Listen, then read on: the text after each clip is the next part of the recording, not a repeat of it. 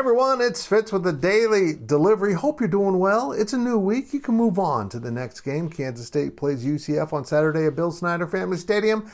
Be there and have fun. It's going to be a great game. Today's Daily Delivery is about timing being everything.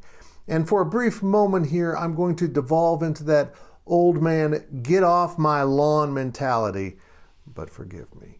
You know, in life and in sports, timing's everything. For example, I'm asking you to subscribe to this YouTube channel right now. Hit the thumbs up, leave comments and all that. But if you're a conference, good timing can save your butt, and bad timing can mean your demise. And of course, I'm talking about the Pac-12 right now, seemingly being the best Power 5 conference in the land, at least the most balanced, most competitive, most enjoyable to watch.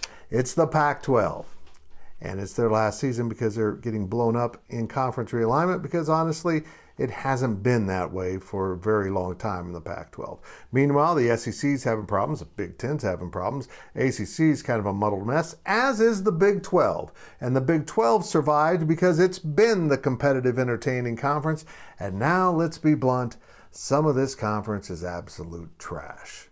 I don't know what happened. Maybe that green comet spinning around the earth or something set off something, but there's a couple programs in this conference that are in huge trouble. Iowa State loses at Ohio on Saturday 10-7.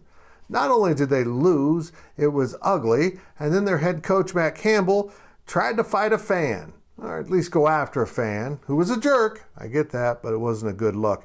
And of course, South Alabama, Michael Smith, good job, coach, wins 33-7, and South Alabama beating Oklahoma State in Stillwater in a non-competitive game in which Oklahoma State used 3 quarterbacks and they all kind of stunk. And of course, Cincinnati, timing is everything, who got into the Big 12 after joining the Big 12 because it would just played for a national championship and wasn't like a national program. Yeah, they were 2-0 to start the season, but they just lost to Miami of Ohio on their home field 31-24 in overtime. Timing is everything. West Virginia is on the ropes, and Pitt comes into town that just lost to Cincinnati earlier in the season, and West Virginia just destroys its rival 17-6. It wasn't that close.